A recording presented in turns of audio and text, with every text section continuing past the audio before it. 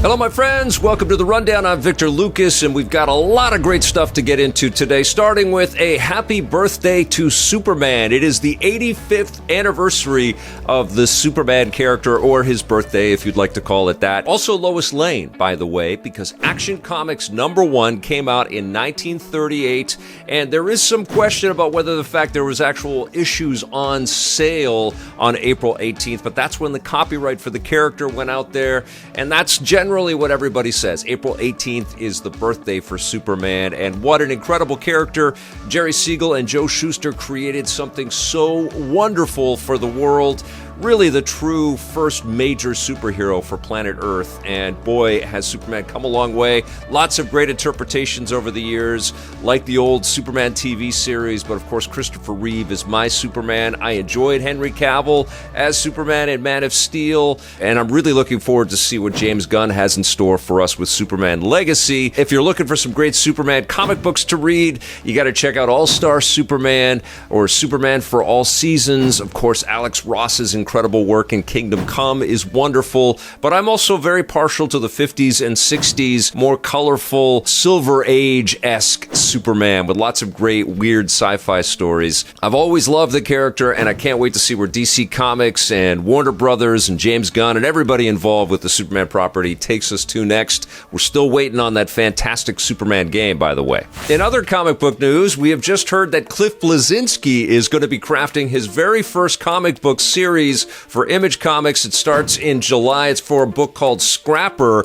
and it's about a sci-fi city, a post-apocalyptic sci-fi city with some cool dogs that are looking out for the common person, and I guess the common dog. Scrapper and Tank are a couple of the character names, and I don't really know too much more. It's coming out this July. Cliff Bleszinski is, of course, incredibly excited to be entering the world of comic books, and I'm excited to read this series, and I'm also looking forward to getting him on Vic's Basement to talk about his fantastic work in video games with titles like Gears of War, but also about his new project, Scrapper. Now over into the world of augmented reality and mobile gaming, Niantic announced that they have partnered with Capcom on a brand new project called Monster Hunter Now, and there is a beta sign-up, so there's going to be some real-world testing of this game, but the full game is going to launch in September, and it's going to probably follow along the lines of what they've been doing with Harry Potter and Pokemon, but this time you're going to be chasing giant monsters from the Monster Hunter universe, and it looks pretty damn cool, and it also looks like it's going to stretch some artistic muscles for the folks at Niantic, and it must be a fun partnership with everybody at Capcom, because we all know how Pokemon Go did, right? Everybody was chasing after these Pokemon everywhere, and Monster Hunter's just been on a tear ever since Monster Hunter World came out. Obviously, it's been popular for a very long time, but Monster Hunter World propelled the franchise into new heights. This seems like a natural next step, and I'm looking forward to checking out Monster Hunter Now when it comes out. Now let's talk about this disappointing Jonathan Majors news. Deadline reported yesterday that the actor's PR and management companies have distanced themselves from Jonathan Majors. They are no longer working on his behalf. And of course, this has sent ripples all the way through the internet. Jonathan Majors and Kang are trending all over Twitter because speculation is out there that Marvel Comics is going to make the unbelievable decision to distance themselves from this actor as well and drop Jonathan Majors as Kang. Now, nothing has been announced, and Jonathan Majors is going to be a part of Loki Season 2, and likely what's happening here is Marvel doesn't want to make any kind of big announcement like this until after Loki Season 2 has aired, which I guess makes good business sense, but it's such a messy situation here. Jonathan Majors was, of course, arrested on assault charges in New York City. It's still ongoing, and everything is alleged, and there hasn't been any kind of final word on what is going to happen with Jonathan Majors, but there are court proceedings coming up, and it's just an awful situation. And, of course, what has also been thrust into the spotlight is Ezra Miller's involvement with the Flash movie and Warner Brothers and DC, and all of the legal troubles that Ezra Miller Miller has been in over the years. So it's understandable that people everywhere are trying to kind of compare Ezra Miller's situation to Jonathan Majors' situation. And it is interesting.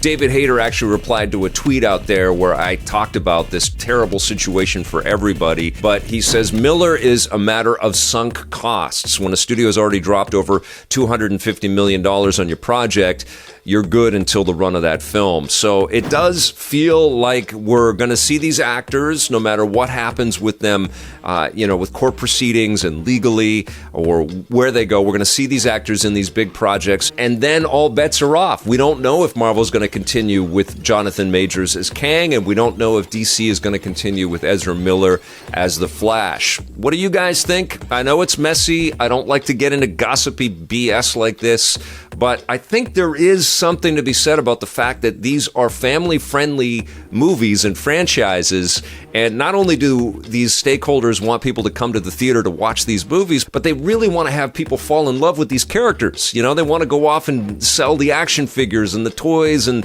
the video games and everything else that comes off of these things, the theme parks and all that stuff. And if you've got actors that are in legal jeopardy and legal trouble and creating all kinds of noisy ruckus outside of the confines of the movies, it becomes much harder to market that stuff. And obviously, what's most important is that people aren't hurting other people, and if anybody has been hurt, that they are being looked after and taken care of and getting the help that they need. But as fans of this kind of entertainment, it really is hard not to talk about it and not to get into the seedy gossip around all of this stuff. But I suspect we're going to hear soon from Marvel and DC about the futures of Majors and Ezra Miller. Now over into the Halo universe, there have been a lot of new changes with this tumultuous era for Halo as a brand, as a property. We've had two leaders within the confines of the Halo franchise leave recently, starting with Joe Staten, who has just made the announcement that he's going to be part of Netflix Games,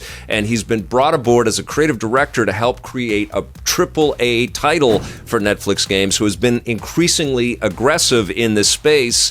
And make no mistake about it, I think the fact that Netflix is spending so much in this territory means that we're going to be seeing a lot of really crazy developments with Netflix as a publisher right in the Netflix app. I think there is a future here for people being able to download games to different devices and play games right through the way that they serve up our movie content right now, which is insane. But the other big departure is Frank O'Connor has left Halo as well. He's been a part of Halo storytelling for almost 20 years. He's helped with all kinds of properties, books, and the Halo TV series, and has helped on the games and just spreading the word and the gospel of Halo for so long. No word yet if Frank O'Connor is going to join Joseph Staten over at Netflix, but that wouldn't seem like completely out of the realm of possibility. But both of these guys have delivered a lot of stuff, not only to Halo, but to video games in general over their careers. So I wish them both the best.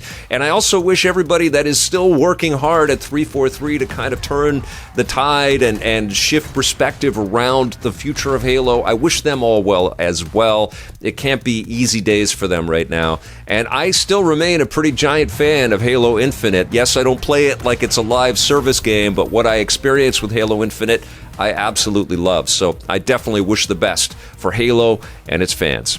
Now let's head to the world of some pretty cool retro gaming. Limited Run Games announced today through their first Carbon Cast that they've put together an awesome deal with Sunsoft. They're re-releasing Trip World, an old classic Game Boy game that never launched in North America. It was in Japan and it was in Europe, but it was never released in North America. It's a highly sought-after collectible. It costs a lot of money if you want to go hunt down one of those original cartridges. So Limited Run is going to bring this game back using their Carbon engine, which is their emulation engine, their incredibly robust emulation engine. There are lots of cool people involved in this project. Audie Sorley from Digital Foundry and also the Modern Vintage Gamer is working on this project as well. But they're also collaborating with Trip World's original director and producer, Yoichi Ueda. And what's happened with this project is not only are they recreating the Game Boy game for a bunch of modern platforms, but you can also get the Game Boy cartridge, but they've also colorized everything and made a Game Boy Color version of Trip World called Trip World DX. And so what's cool about this is, limited run is about physical forever, so you can buy this game as physical media for your modern consoles, but they're also releasing Game Boy and Game Boy Color cartridges